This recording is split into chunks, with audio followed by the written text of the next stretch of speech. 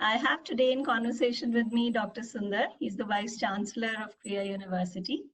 And in today's webinar, we'll have a short interaction with him, which will be followed by Q&A session. So, feel free to write your questions on the chat and we'll read them out for him. Dr. Sunder is an international development economist and he's a higher education visionary. So welcome, Dr. Sunder, to the conversation. Thank you, Kanchi, and welcome to all of you who have decided to take time out to part of this webinar. I look forward to your questions, and I think as Kanchi has requested, let me just lay a little bit about the context. Right. I mean, I think, when Krea was envisioned a couple of years ago, and we are just in our first year of its launch, I think the mission that we had come up with for Krea was to prepare humanity for an unpredictable world. And I think just the last few months, and certainly the last few weeks as a result of COVID-19, I don't think any of us would have expected what this is lying in store for us. What has started out as a medical, biological, public health crisis, very quickly, with the result of the lockdown and the shutting down of the economy, has created such ripples and is maybe one of the biggest disruptive forces in this economy and in the society that we're all facing. And I have a particular sympathy and empathy for all of the students who are graduating either from school or from college. I'm a parent of a 11th grader, so he's still a year away from graduation. But, a lot of traditions that you would have been wanting to have in terms of the first final months of whether it was not just taking the board exams, but the fun traditions are all having to be put on hold and until we find a cure. So I think the disruptions that the pandemic is going to cause in our lives is going to be with us for quite some time. And now if you take a slightly longer view of history, there have been major crises that seem to visit a generation in different points in time. And, one thing about the human race is we tend to be resilient, we tend to be adaptable, we tend to be optimistic. And certainly adaptability and resilience are something that at Krea we take as one of our givens. We want to build that with our students and our faculty in terms of the pedagogy, in terms of what we want to convey. So I think in some ways, what the pandemic has done is force all of us to confront some basic questions about how we relate to each other, how we relate to education, how we relate to broader humanity, how we relate to nature. After all, you've seen enough images of nature trying to reclaim whether it's clean skies over Delhi or animals walking around the streets and, this human nature interaction. So one of the things I often talk about when we think about envisioning Krea is this: I visualize a student at the center of a three-dimensional axis, and along one axis is the student's relationship to machines as a proxy for how industrialization and how machine learning and AI and how technologically intensive we have become as a society. Along the second axis is, of course, something that has been with us since time immemorial, is how we relate to each other as humans. And the third axis is how do we relate to planet Earth, right? So there's interactions between human-machine, human-human, and human nature is something that I've always kept at the center of how I think about education.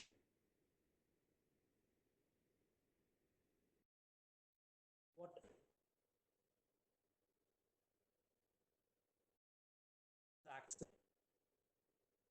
ethics is how do you do the right thing given the set of circumstances that you're faced with, right? So I think there are lots of challenges that this crisis is posing for us. I'm not just talking about the lockdown, but not just the economic challenges, or somebody were to fall sick because of the crisis or because of the virus, or worse, if they were to pass on. How do we deal with this as humanity in the long run? But also, how do we, as school children, as college first year, second year students, as faculty, how do we engage with the process? Because the other thing that human beings do like is a sense of normalcy, a sense of some kind of stability, a sense of rhythm, a sense of routine. And in all of this, I think what we're trying to do at Krea, even though we are living through some phenomenally abnormal times, and some are better placed than others, I think we also are trying very hard to create a sense of normalcy, because I think that's also the need of the hour. So I think it's this balancing act of how do we create an educational platform, and also think about not just how do we operate in the here and the now, the next few weeks, few months, but maybe the next 6 months, maybe the next 12 months, maybe the next 18 months. And I think we need to think about all of this. And I think what will also happen, which is also the case with many organizations as they go through crises, we will come out at the other end in a very changed way. But hopefully, if you're intentional about it, many of the changes that we will see are things that we want to be. So sometimes crises, as they say, produce opportunities and things we might not have considered even at Krea for another few years, because we're a new university.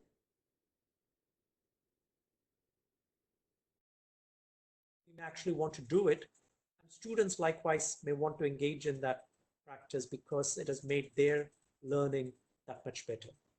And I think the last point I want to say, Kanchi, about the way I view this is, that one of the starting principles of Krea itself, I talked about the role of ethics and adaptability and flexibility. But the other one is getting students, how do you learn to learn, right? This is something we have talked a lot about in our initial conversations, and happy to elaborate on this in this webinar. I think we've spent a lot of time just what to learn. And I think I go back to my school days and it's all about what to learn. We haven't spent as much time thinking about how to think or how to learn. And I think that is really the need of the hour, because a world like this that throws uncertainties like a COVID-19 crisis onto us, it is how do we deal with this uncertainty? How do we remain flexible and nimble? How do we learn to learn? It becomes as important than just all the stock of knowledge that we think is what we need to be tested on, and what a board exam is about, or what an examination paper is about, right? I think that's what creativity in action, which is sort of what the origin of Krea was all about, is human beings can be both action-oriented, but very creative in how we think about it. Correct. So, Dr. Sunder, you did mention that Krea University's mission talks about education that's preparing humanity for the unpredictable world, and precisely this kind of a world that gets shut down in a matter of weeks. But even before that, higher education, I think, was in a very critical juncture. How we learned or how we worked was being disrupted by the onslaught of technology, the AI, the industry 4.0, or even the growing gap of skills that was there. So how did you, given the COVID plus all this, how do you think the learning experiences in universities should really be designed and, of course, implemented? Because we know that it's not, the online or the blended learning is not going away anytime soon.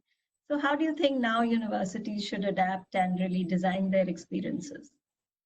I think the universities that will actually embrace this and try and figure out how to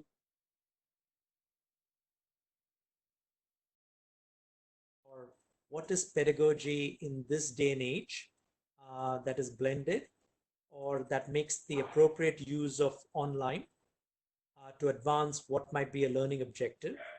And I'm trying to keep this somewhat generic, Kanchi, because a sociology class or a politics class might be quite different than a mathematics class or a biology class, right? So one shoe does not fit all in some ways, and faculty in those areas who have the expertise, after all, these are delivery mechanisms, whether I do an online or I do an on-site. But sometimes I can expand my knowledge because of the way I've chosen to teach, right? And universities have historically always done this. I'm often fond of reminding the statistic, which people from the Krea family have heard me say this many, many times. But I think for this audience, it's worth remembering or reminding that, I was struck by this when I was looking at some for a research paper, that there are only 85 organizations that human beings have created that have withstood the test of time. And by that, I mean that have lasted for over 500 years. Right? And if you think about it, we have been on this planet for thousands and thousands of years, but an organization that we as humans have come together to create that has lasted only 500 years is pretty remarkable. It just shows that organizations will come and fade, right? When you think about what dominates today landscape, you think of companies like Google or Apple, but companies didn't come onto this planet till about 300 years ago. Right? So then you begin to ask yourself, so what is it that human beings have created that have lasted 500 years and have continuously operated, right? Then you begin to think, okay, maybe it's religious organizations like the Catholic Church or some of our, like Sringeri Madam, or some of our religious madams in India. But what absolutely struck me was that 71, if I remember the number correct, of the 85 were universities, right? So universities historically, as centers of knowledge production and knowledge creation and dissemination, have somehow managed to find ways to withstand some of the most cataclysmic changes in the last 500 years, right? So if you go back through your history lessons and world history and geography and so on, think about just the last 500 years. I mean, we have seen good and bad, often epic proportions, whether it was the invention of the printing press, which changed the way learning was disseminated, whether it was the 3 or 4 industrial revolutions that we have witnessed from the early to late 17th and 18th century to the present, whether we are the influenza epidemic of 1918 to 1920 that everybody's suddenly revisiting as a result of COVID-19, whether it is the 2 great wars of last year, I mean, just the imperialism, slavery, you name it. And look at India, I mean, the rise of the Mughals empire, colonialism. I mean, we ourselves have witnessed some phenomenal changes. And yet, organizations have come and collapsed, but universities have withstood these changes and found a way to advance through this, right? So there's something about a university, the way we think about knowledge, the way we process it, the way we think about learning, and the way we change, or also not change dramatically all the time. We factor in everything and then make the change. So it's a very sort of cautious and a very measured and a very intentional change. So it's not like reacting to every single fad, because then, that's what happens. Companies will come and fads will go. But what makes knowledge endure is that you realize what needs to endure and you let it go. So I'm fairly certain that many universities will collapse as a result of this financial crisis. But the concept of a university will remain, because that's what the past 500 years has shown. And it's not just the Oxfords and the Cambridges. It's universities in Europe that nobody has even heard of that have withstood this test of time of 500 years. And even some of the most well-known university like a Harvard is not even 500 years old, right? So when you think about this idea, it's a very intriguing idea that universities, because of the way they bring students and faculty and research and teaching and learning and preparing students not just for their jobs but for life, I think is really even more important with this crisis, because in some ways, how do we prepare these students for what this world that has dramatically changed just from, say, January to now April, and then looking beyond? True. So in many ways, Dr. Sundar, I wouldn't be wrong if we were saying we were preparing our students for a world which was premised on the idea of connectivity and mobility, right? The idea of flow, getting things on demand, getting things from across the world, GPS tracking, surveillance, movement. And suddenly this lockdown is questioning all these notions. The focus now seems to have shifted to isolation and immobility. In the light of all this, how do you think the modern workplace is going to change? That's a great question, right? And I think I've sort of, all of us have had to wrestle with this in the lockdown itself. Right. I think there will always be this pendulum swing. As you put it, we had globalized quite dramatically. Anything that could travel either by a ship or by a plane or, could travel. And of course, with the Industrial Revolution 4.0, anything that could be put down, fiber optic line could be traded instantaneously. Money moves across boundaries, goods get transmitted across boundaries, people transmit themselves, messages, information. I mean, we have lived in this increasingly hyper-connected, hyper-global world, and that pendulum has been swinging towards more globalization since 1945. And of course, there are episodes when we retreat from that. Nothing as dramatic as this lockdown, which was, as noted Nobel laureate Paul Krugman says, it's like putting a patient in a coma, right? We literally had to stop dead in our tracks. And that has made us want to rethink all of these kinds of, we are forced to not be instantaneously gratified by ordering things on Amazon and Zomato and expecting everything to show up within a few hours. And what is interesting is also, I was talking to my son the other day, the way especially in the IT revolution, the speed at which things have accelerated with the IT movement, we get impatient when things take longer than a few seconds to buffer, right? And I go back to when the early Macs or early Windows machine came up. Sometimes it will take a page and a half, or for a page to load up, it'll take about 2 minutes. And now nobody has that sort of patience. So we've also sort of becoming highly impatient. And yet what is interesting about this medical crisis that's unfolding, or the public health crisis, is that it still takes time for a virus to show itself up.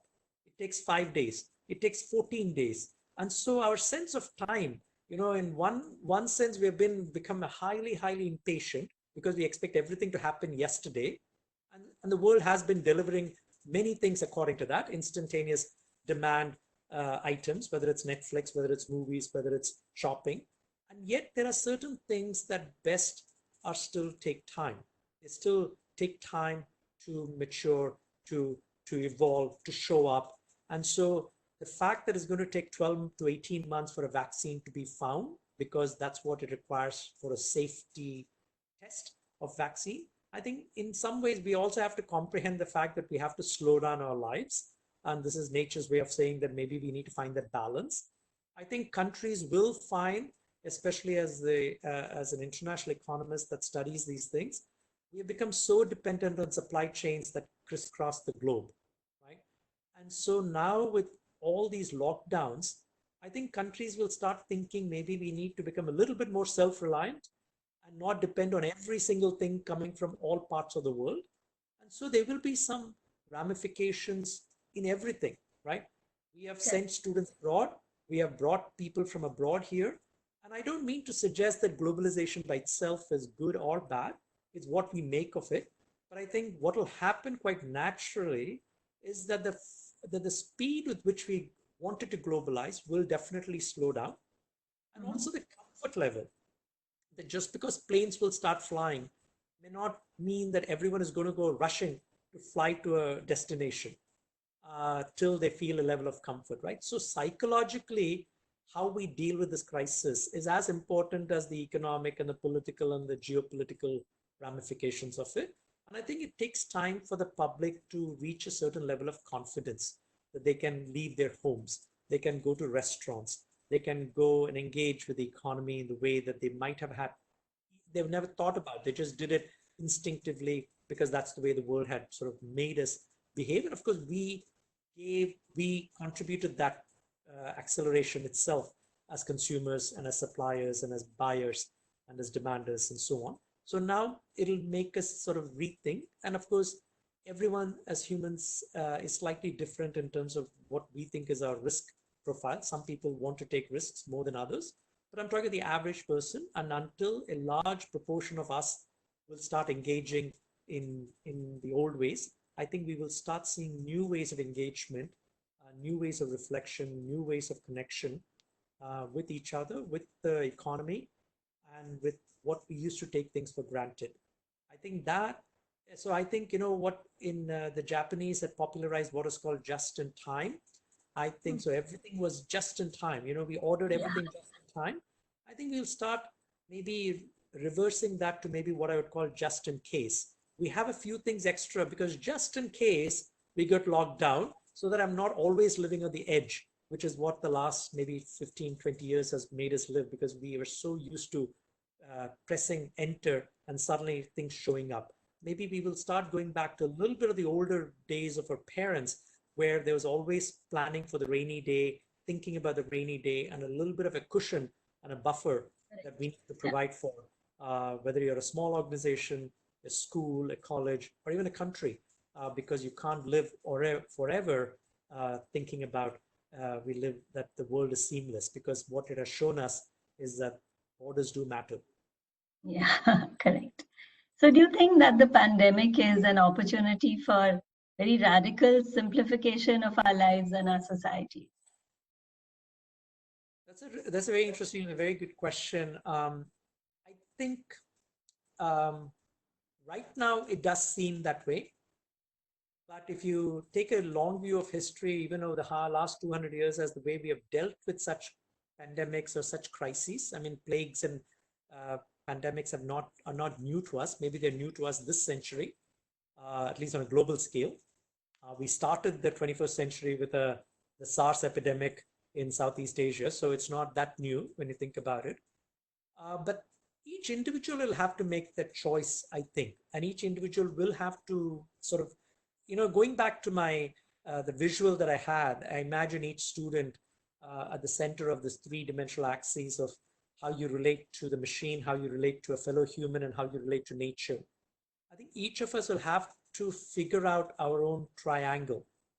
Do we extend our interactions with humanity? Do we extend our interaction with nature? Do I curtail my interaction with machines? I mean, I may think differently than you, and you may think differently than somebody else on this call, but I think each of us will have to, and the sum total will be the way, say, a particular economy will react. But I think each of us will have to think about this, have we abused nature a bit too much? Have you taken or granted our relationships with our fellow humans a bit too much? Have we relied too much on machines or relying too little on machines? I mean, I can go either way. And my answer may not be exactly what your answer is, but I think it allows for each of us to think about how do we come out of this. I think first and foremost is our physical and mental well-being of our own self, our immediate family and loved ones. I think I take that as a given. But I think beyond that is when we have the time and maybe the opportunity to start thinking about how we will function along those three axes as a way to orient ourselves.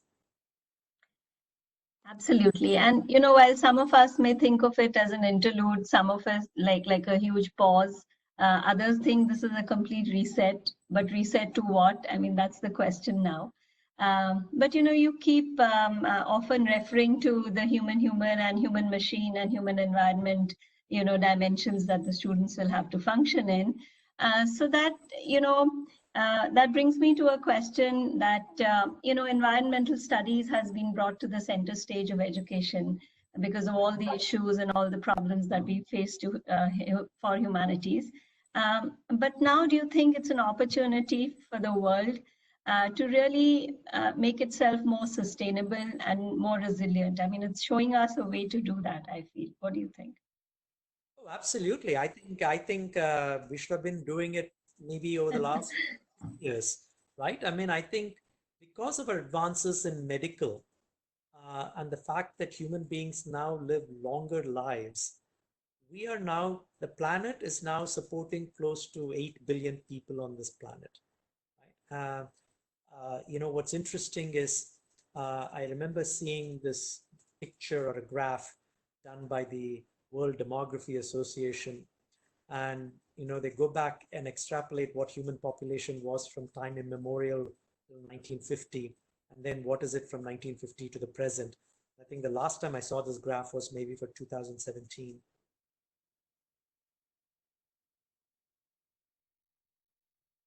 There's hardly much of a population on this planet till 1950.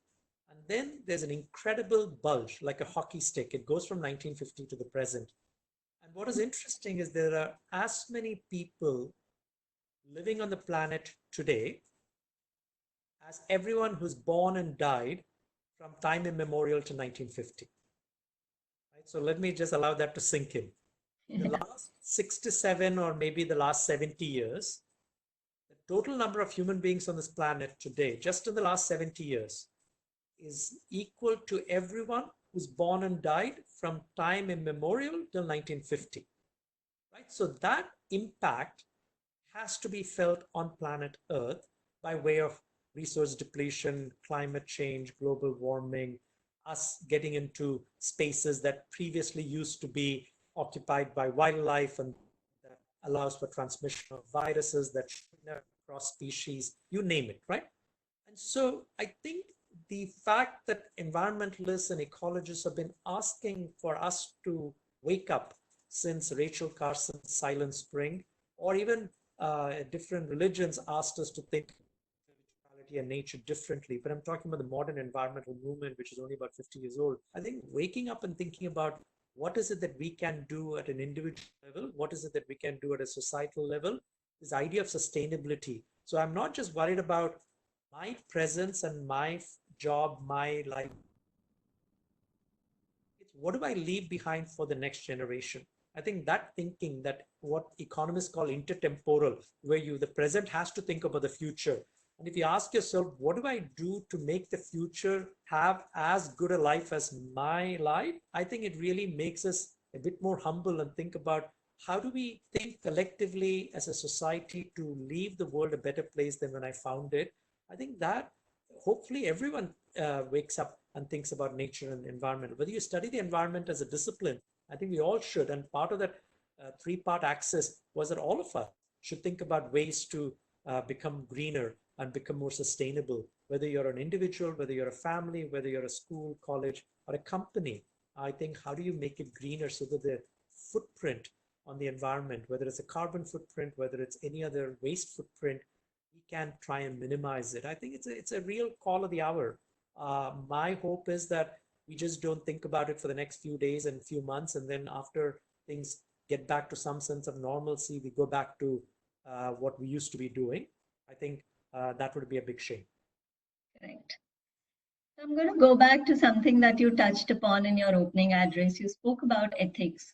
And I know that ethics is a very integral part of Krea's curriculum, and that it is introduced and reintroduced over and over again in probably every class.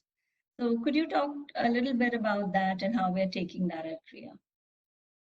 Thank you, Kanchi. So one of the things I think when we were thinking about the curriculum and the curriculum design about Krea itself, one of the core principles or core values was how do we think about life.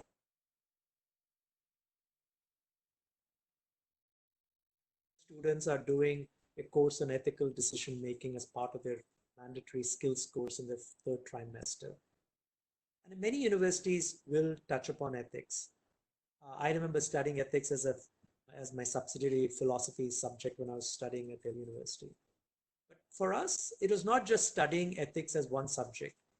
I think for us, ethics has to find itself in different contexts and in different frames of reference. So if you're a biology student or an economic student or a political science student, the sense of ethics in those disciplines is very different than if you're studying something else, right? So you got to, as you put it, you got to introduce it, reintroduce it, affirm it, reaffirm it, and constantly make students confront what was the right thing to do. That doesn't mean that you'll always end up doing the right thing. I mean, we are not all perfect. We'll all make mistakes. But the idea is to make you confront the different choices and what are the right choices, what are the wrong choices, how do you define right, what is your moral principle, what is a moral compass, what do philosophers say in this, what do people who study welfare issues say about these things. I think so the idea of ethics is sort of developing a way to look at the world. So it is sort of like if I'm short-sighted or long, far-sighted, I go to my optician and he says, put on these glasses. The world hasn't changed. It suddenly becomes clearer to me because I put on these glasses. So I view ethics as putting on those glasses. The world is the world, but I look at it differently because it now suddenly becomes that much sharper and clearer, and I'm able to see. And so part of what I think of ethics, the way we look at it, ethics, among other things at Krea, is really putting on those what I call ethics glasses. And suddenly I see the situation and say, okay, maybe this is what I should do, or this is why I think I should do this. Whether I do it or not is a second question, but I should at least be able to confront all the choices that are facing me, which is what is the right thing to do. And I think oftentimes, I think a lot of the maladies of today's world, whether it's in politics or economics or our relationship with the nature, is I think because somewhere we have lost the ethical compass. And I would like us to sort of bring it back into a curriculum without saying you only should study ethics if you're going to study philosophy. I think even a business major should study ethics, a science major should study ethics, a social science major should study ethics. So to me, it's one of those foundational disciplines that sort of cuts across. And that's why we think ethics is important at Krea. Dr. Sunder, there are a lot of questions around the interwoven learning model that we pioneered here at Krea. If you could just briefly, as briefly as you can, put it into words, what does interwoven learning really mean? So I'll just take my previous example of ethics itself, right? So when you look at the Krea logo, which is a sort of an interwoven fabric of threads.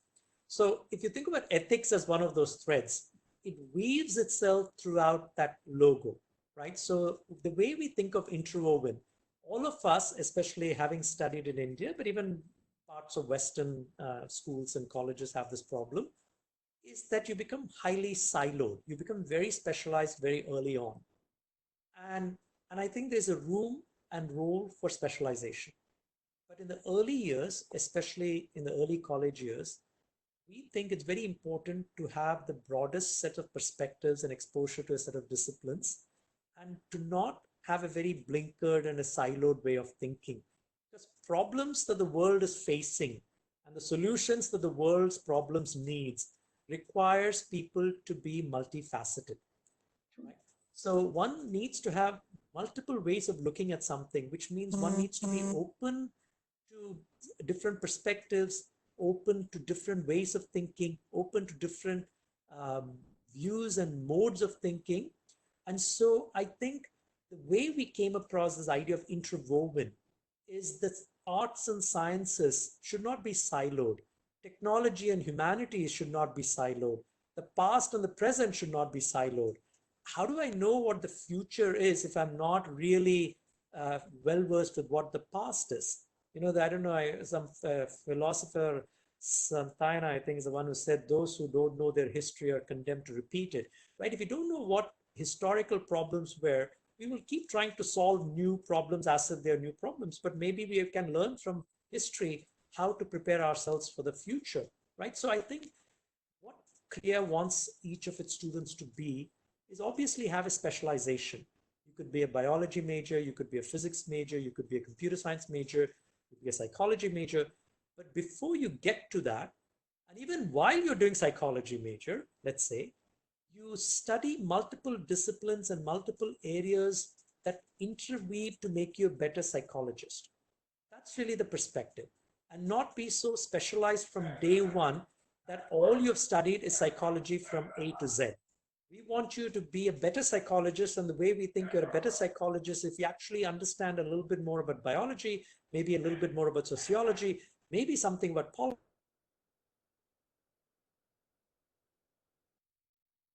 I think that is how interwoven is, the way the threads are woven into the fabric of the curriculum that gives rise to the BA Arts, BA Honors Major, or the BSc Honors Major. So while you could be a BA Honors in Economics or a BA Honors in Psychology, but what leads up to that is our focus on what we call interwoven learning. Correct. So Dr. Sunder, I'm looking at the questions that people are sending in. I know that our admissions process for the students is, and most people know, is very innovative and, you know, one of its kind.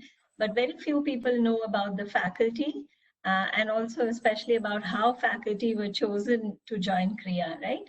So I wish you would talk a little bit about that, and a little bit about the cohort, the first cohort of faculty members that we have at Krea now, because there's specifically a question regarding that. Okay. So I think, if I would invite this questionnaire to just go onto our website and take a look at the faculty uh, who have shown up and who came through the process. It's a very impressive galaxy of faculty, and I have to say this, and I say this with some level of humility, having hired a lot of faculty in different places, both in the US and here. And I say this because for Krea to succeed, it needs three things to go really well. It needs multiple things to go really well, but from the academic side, it needs three things to go really well. The kinds of students we attract, and for that, we're very clear, we want high potential students, not just people who do well on board exams. Second, the curriculum, which is our very innovative interwoven learning that we talked about just now. The third is my colleagues, the faculty who can actually deliver it, right? So we were very clear that just as we spend a lot of effort looking at the kinds of curriculum we'll design and the kinds of ways in which we'll admit students, which is, as you said, quite a unique way of admitting students.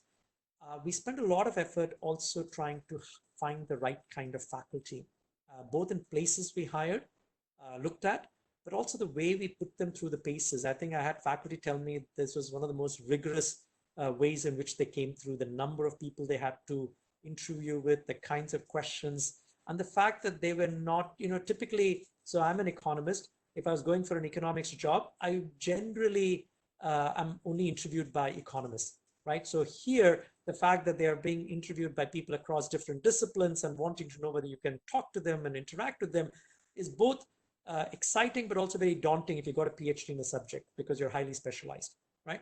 We also decided that the way interwoven learning will succeed is if we don't put blinkers in the way faculty organize themselves, right? So in universities, most of us are familiar that faculty come into departments and departments become very siloed. My fellow colleagues in economics will not go across the hallway and necessarily talk to others or even teach a class with others. So we decided at Krea, if you're going to be true about this, then we need to break those silos from the get-go and actually hire faculty, and not in departments, but as faculty, so that a scientist can easily teach a course with a humanist, who can teach a course with a literature person, and realize that each of them brings something very meaningful to a particular set of questions or a particular set of problems, right? So in order to deliver this interwoven learning and to interact with the kinds of students we are hoping to admit, we also needed the faculty. And, we are very fortunate that, the interest in Krea was quite high in terms of the numbers of people who applied last year.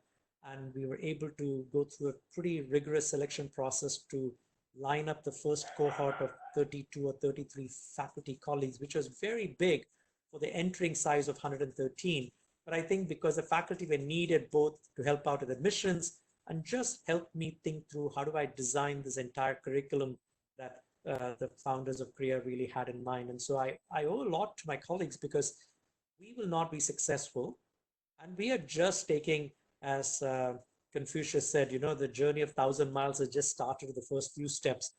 My colleagues and how they deliver is the reason I think Krea has even become known in the last 8 or 9 months. And if we are hoping to be as successful as I know we will, a lot has to do with my colleagues. And it's that kind of faculty. You can read about their bios, but it's not just their CV or the resume, it's their attitude. And I think that I can't quite capture it on a website, but I can tell you, as somebody who has hired them and looking at them, is that attitude is what I think will stand Krea in good stead and students really benefit from.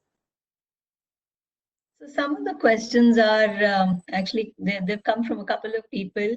They want to know how should teachers both at schools and universities really prepare for the post-lockdown, regular schedule, and if that happens anytime in the future. So how should we prepare for that? I think, we are doing this right now at Krea, as you know, Kanchi. We are thinking of the immediate here and now, wrapping up this trimester. We are thinking of contingency plans. What if UGC says you cannot open in August or September? And I know we are going to be hearing from the UGC in terms of their recommendations. I think we need to have alternatives of what if, I don't see us being in a permanent lockdown, but I do see lockdowns maybe not disappearing for quite some time until we either develop a vaccine or a cure, herd immunity, or something that sort of makes this manageable, like any other virus. And so I think universities have to be very creative in how they use online combined with on-site. And I've been both kinds in terms of what the supply or the infrastructure and the capabilities of the faculty who can do online delivery. But I think also keeping the end user in mind. I mean, I'm saying this both as an educator and as a development economist, that in India, there's the digital divide is still with us. And there are houses where, electricity connectivity is a problem. Forget broadband, 4G, 2G might be a problem. And so if we become very abstract in our thinking and say, let's do everything by Zoom meetings and synchronous learning and something very high-fangled, that may not work for many classes and many students who may have difficulty logging in and connecting to a robust connectivity. So we need to be creative in how do we do low-tech and high-tech. And I think the way to think about it is how do we engage with our students in a remote distance learning way, rather than just think about it as online. And I think having contingency plans is important. I also think we have to be age appropriate. I think elementary school and middle school are going to be a lot trickier. I think to have attention span that are not where the teacher is not central, I think it's going to be a lot trickier than high school students or college students, who you can expect them to be a little bit more open to being on Zoom and Google Hangouts and WebEx webinars and all of that. So I do think just like teaching, where you appropriately scale it depending on who you're teaching to, I think schools have to be creative in how we come across age-appropriate lesson plans that are also platform appropriate. And so it's not going to be a one-size-fits-all, and it's not going to be like everybody invests a lot of money and go into high-tech online and suddenly everything is going to be miraculously solved. I also want to say one other thing, which is that faculty and professors and principals and directors and VCs have to constantly spend time thinking about what is the learning that's happening, what is the assessment that's happening, are we actually delivering what we said we're going to. It's not enough to just say, I've done all my lectures online, if I'm not able to figure out, are my students really learning what they should have learned. And anyone who's taught online knows you just don't take your lesson that you're going to do on site and move it online and expect it to work. So one has to really sit down and think about it. So the only saving grace is maybe for schools that have yet to reopen, we have some time. So right now, everybody who's online is doing it as a reaction. I think hopefully we'll have a little bit of time to regroup, reflect, think about what the next 3-month, 6-month plan is.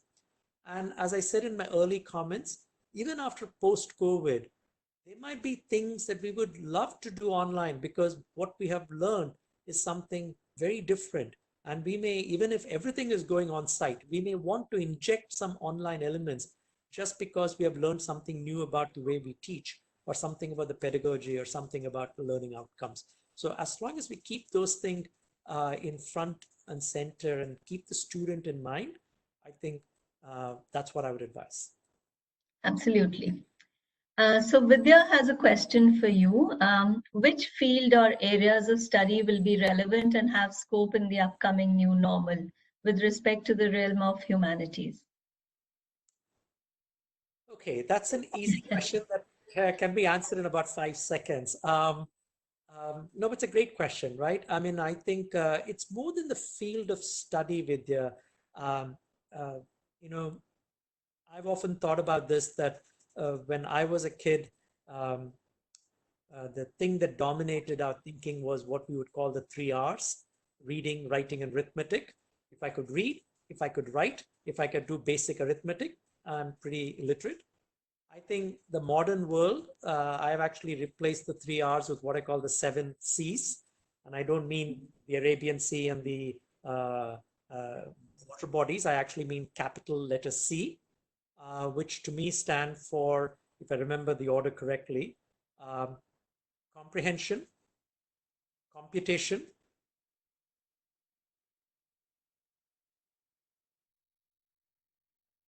curiosity, critical thinking, and consciousness, right? So I think it's these 7 C's, I think, is what students should be aspiring to learn.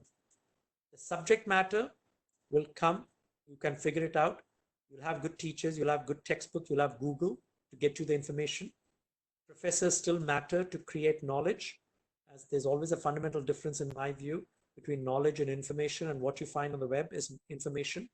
What you need somebody practiced is to help you figure out what is knowledge and what is information.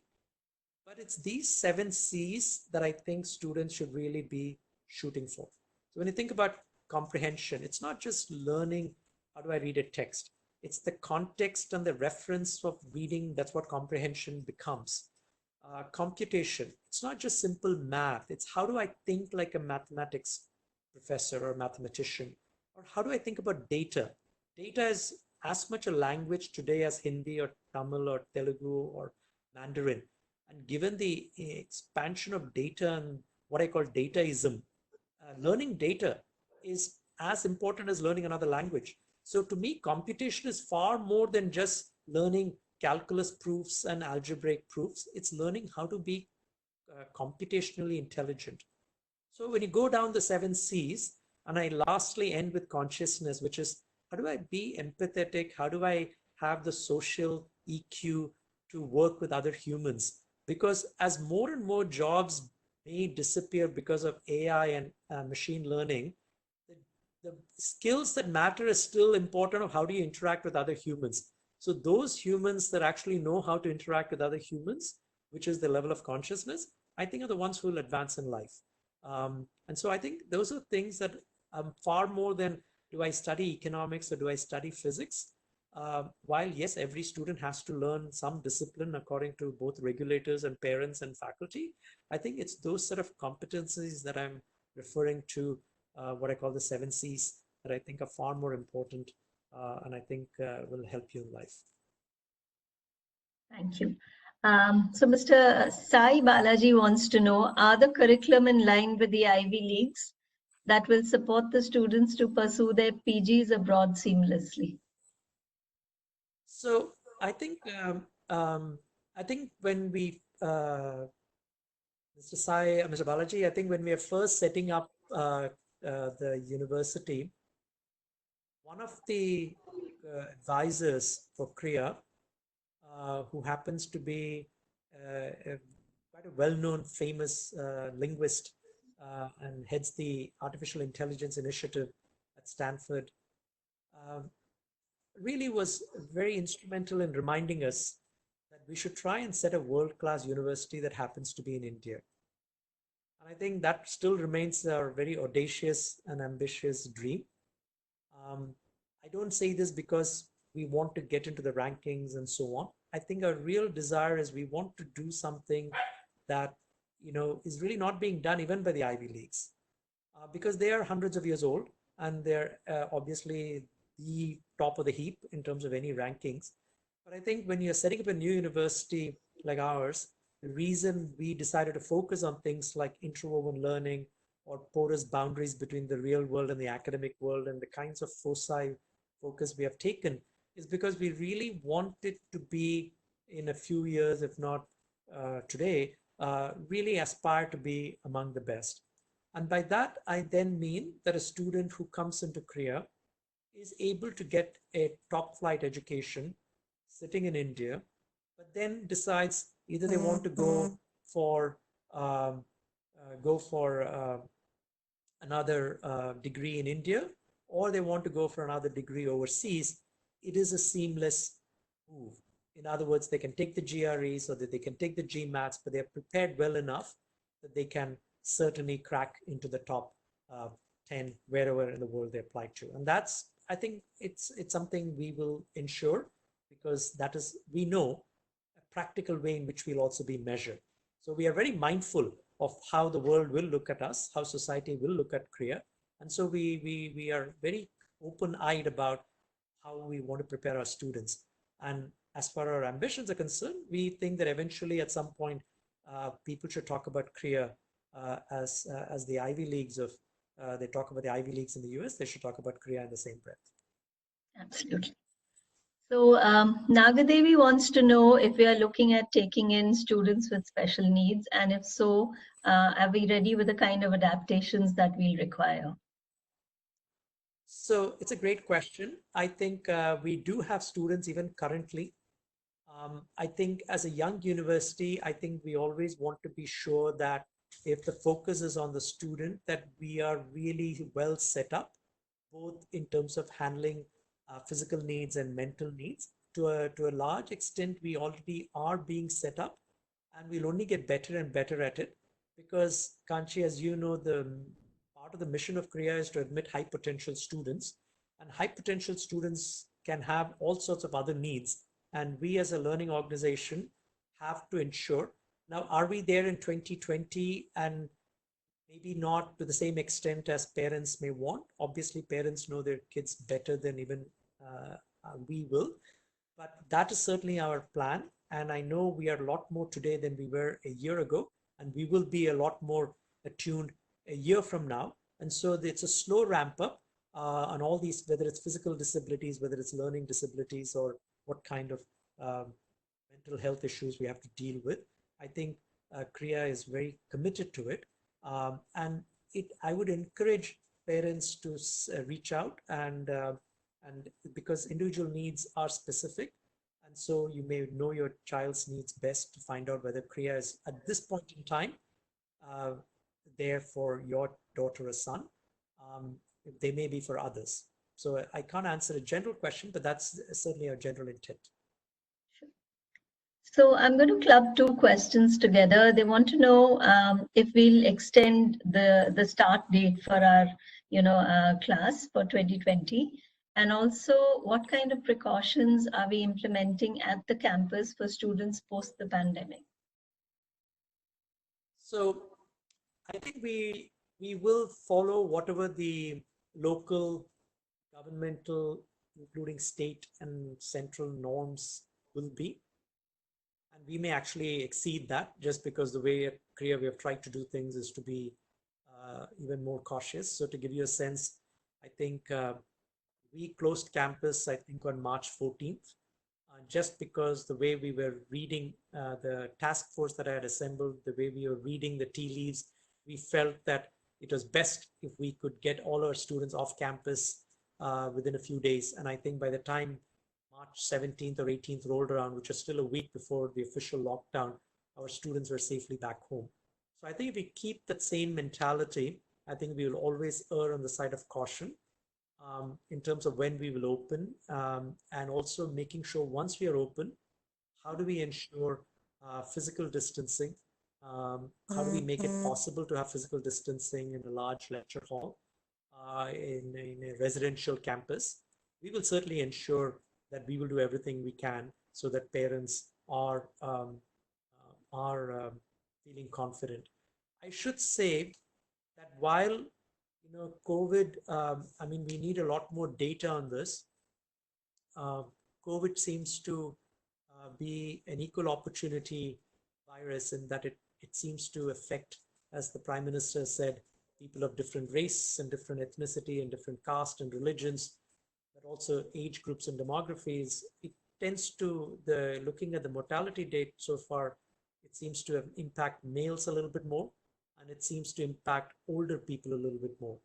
So if there's one saving grace, Krea's majority population is young people. They don't seem to be as impacted by the virus, going by the global statistics. But I also have to be concerned about my cohort of faculty and staff who are older. So I have to make sure that they are safe. And it's not just the students I'm most concerned about. So for me, it's the entire community of Krea that we have to ensure, old, young, um, student, faculty, staff, that we will ensure that we meet or exceed whatever the norms are so that we are absolutely safe. And there may be a time that we may do an online class sitting in the campus just because the class cannot physically meet. So we are starting to think about all these eventualities. Luckily, we have a little bit of time on our side because it's April right now and classes may not start till August or September. We are shooting for third week in August as of now, but stay tuned. We will certainly announce very quickly once we make up our decisions. The business school may start even sooner than that. Uh, but we will not do anything without ensuring that the campus is absolutely meets, uh, um, not just meets, but exceeds what the state, local, state, and national restrictions are. Sure. So there's a question by Mr. Ranganathan, and this is actually more relevant for the business school students because they are the ones who are graduating. So he would like to know how are we thinking about the campus placements, knowing that companies are cutting down on their workforce. Do you think it's going to affect the campus placements that we do from here? It's a great question. I was just on a Zoom call with the Graduate School of Business Student Council, and this was the question that was top of their minds, Mr. Ranganathan. We have been very actively engaged with the companies. I think other than 11 students, most of the students, all the students have gotten placements offers. So far, companies that are going to take students and moving the projects that are going to be virtual have not reneged yet. But it's a very fluid situation. They are all asking time till May 3rd or May 10th to make some final calls as far as companies go. So as of date, I can tell you what I've heard from the students, which is there is a bit of nervousness and anxiety, not surprising. But we also are in touch with both the students and their companies. And so far, we are not hearing major pullbacks. But you read the same papers I do. And given the balance sheets and the economic pressures that companies are facing, unless the stimulus and the bailouts and the RBI policies are helping companies, especially small, medium, and companies for meeting payroll, I think there will be some definite impact on placement. I can't quite get a sense yet whether it's very sectoral specific or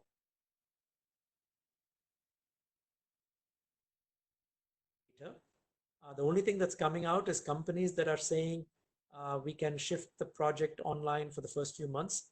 They are not going back yet on placement. So many students are actually just seamlessly planning to move into a placement opportunity that is going to be virtual. There's a question which is very similar to what you answered earlier, but still, Christelle wants to know, what do you think will be more upcoming in the future, math or psychology?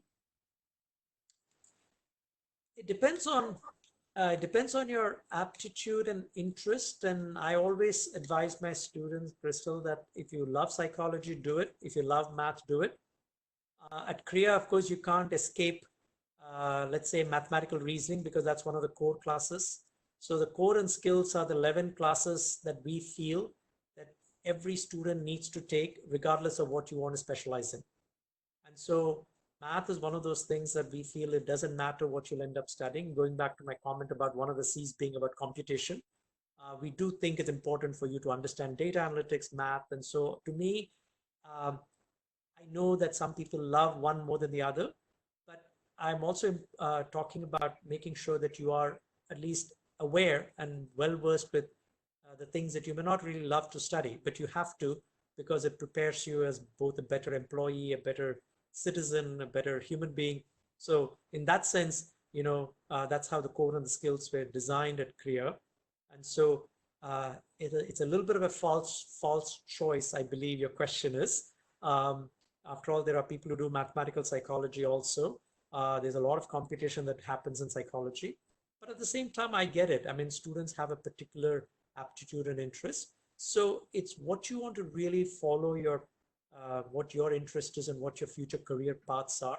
And if that happens to be far away from math beyond what the minimum we ask you to do, then that's perfectly fine. That's what I think you should do, because then you will really shine. If you're just being forced to do something because somebody tells you to do it, it shows up and it catches up with you somewhere along the way. Dr. Sunder, we lost you in between for a couple of seconds. So Uma would like you to please repeat the 7 C's again, if you don't mind. Sure, if I remember my own order of sentences, you might have to remind me. So I think it was for instead of reading, it was comprehension. Instead of writing, it was communication. So to me, it's oral and written communication. So that was the second C. Instead of arithmetic, it is computation. And then the remaining 4 C's that I've added, one was curiosity, the other was creativity, the other was critical thinking. In other words, being able to ask questions, being able to connect the dots, being able to look around corners. That is what critical thinking is. Being able to question and inquire rather than just accept as given. No matter what your teacher tells you, having the humility, but do it in a polite, civil way, but question whether what the teacher himself or herself is teaching you is correct. That's critical thinking. And the last is consciousness, the idea of what you might call empathy, EQ, being conscious about your place in the world, about the world itself, and about others and how you interact with them. That is my last C, consciousness. Sure. Thank you. So Dr. Sundar, Priya wants to know, how do we engage in collaboration and skills development if we continue in the lockdown? I think a lot can be done online. I mean, I'm always impressed when I have colleagues now or faculty and who are busy, but they themselves are signing up for courses, learning. You know, I have a colleague who's learning Python, which is one of the data analytics program. There are lots of online options that exist now that didn't exist 5 years ago or 10 years ago. So I think there are options. There are incredible libraries that have opened their doors to be digitally available. I think it's important to also find the time. But I'm also the one who's going to tell you, please don't.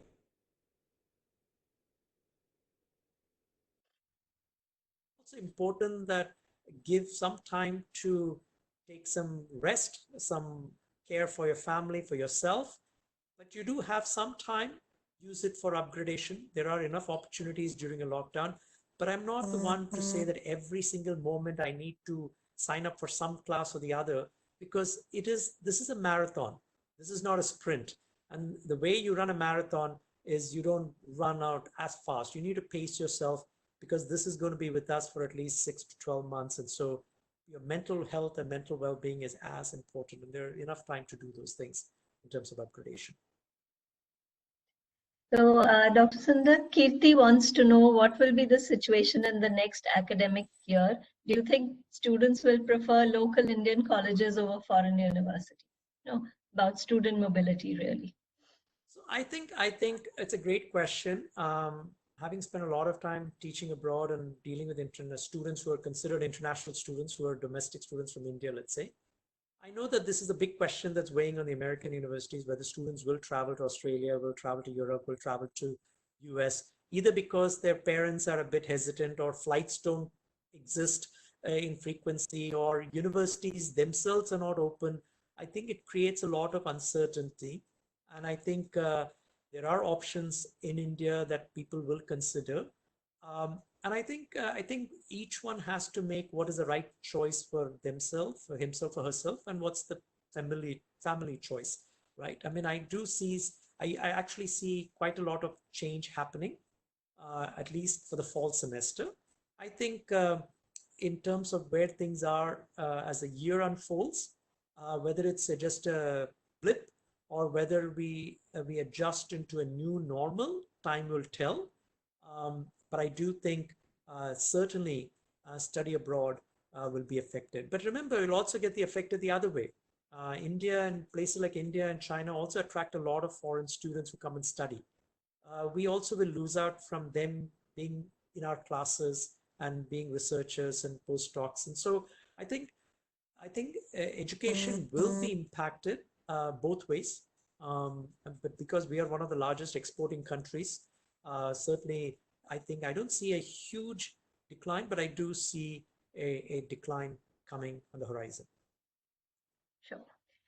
So, Dr. Sundar, Sampath wants to know a little bit about the discipline in chemistry and doing chemistry as a major, the lab facilities, and what's the scope in this field.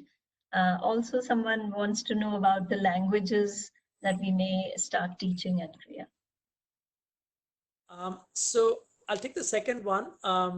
Languages are certainly right on top. In fact, the students have requested, and we are actually going to start offering languages. And we would have started if we had been in campus this trimester. We're going to offer languages not for credit, but just as languages for students to brush up and learn for just communication. A couple of Indian languages, but also maybe a couple of foreign languages. I think eventually the plan is to offer language as a study, not just as a language, but also as a part of a larger understanding of culture and literature. So language study is not just learning how to speak in the language itself. It's a larger project in how you communicate in a language and learn about language studies. And that is a larger project than just offering classes in Hindi or French or Spanish or Chinese. The intent of science is to have really state-of-the-art teaching facilities, including labs in biology, chemistry, and physics. And in fact, as I said, going back to our interwoven, in fact, the scientists in these fields are also cut across. So they work in the disciplines of, say, molecular biology or biochemistry. So they cut across disciplines. And the labs are also being set up, in fact, as we speak, including the hire of lab technicians who can do these tabletop experiments, but also lab experiments, because starting next year, students will have the opportunity to take specialized courses, which will then have lab components. And so that is what the design of the chemistry major, the biology major, the physics major that have lab components, or the environmental studies major that has a large lab component, we are working towards.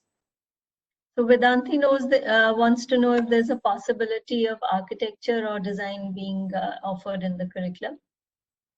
So I think design thinking has been front and center. In fact, it's a course that's going on right now.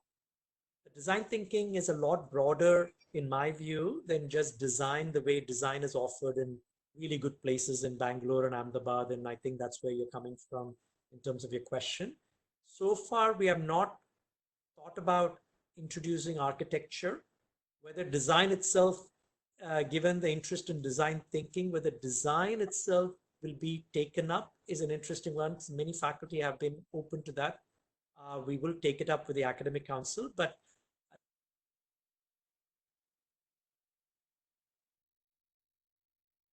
well, rather than expand into areas and just be good at it. We really want to be outstanding in things that we really want to focus on.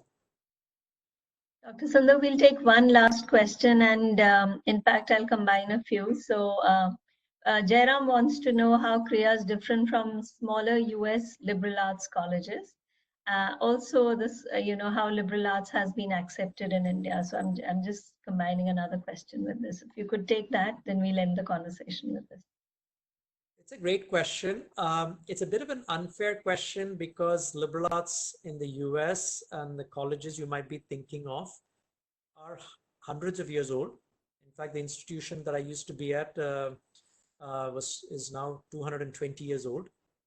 And liberal arts as a tradition has been in the US for a long time. This idea of a broad-based first year and so on, that's really what I mean by liberal arts. And so it's a long, and we followed a different route in India after independence. We decided to hyper specialize even in first year in the general universities. If you're not doing, and even in engineering and so on, you specialize very early on. And I think so. We are in the same family. I think Krea would be in the same family as a Williams College or a Middlebury College or a Amherst College or Harvard College, because people who understand broad-based. But I think when I go back to my early answer on interwoven learning, I think this is where we are starting to look very different, because even those colleges have excellent departments, but because they were set up years ago, they have excellent departments. They don't break down those boundaries. And because we had the luxury of being a fairly new startup, we decided to do a lot of things very differently. The way we admit students, which is very unique and very different the way students in Indian colleges get admitted. The way, as I said in my answer, how we recruit faculty. And even this idea of the way we are planning to combine majors to be more creative than just mixing and matching two majors, I think is really where we will distinguish ourselves from a traditional liberal arts college. But are we in the same family of liberal arts? Absolutely. Are we distinct from them? Absolutely. Where does the distinction come from? This is where the interwoven learning, and the more you read about it on our website, I think you'll begin to understand in what ways are we different than the really excellent track record that has been accomplished by these liberal arts colleges over hundreds of years. So a dual major would be possible, right? I think dual, multidisciplinary, interesting combination, absolutely. So there are a whole lot of questions which are around admissions, eligibility criteria. We'll take those, Dr. Sunder, but thank you so much for joining us today for this. And I request everyone to please keep sending in your questions to Ask at Krea. And if one of the panelists can please type out that email ID, you can write to us or connect with us, and we'll answer all those admissions related queries for you. But thank you so much, Dr. Sunder, and thank you so much for all the participants who've stayed with us for over an hour now. And we'll continue to conduct these webinars, and please do keep checking in your inboxes for more invites.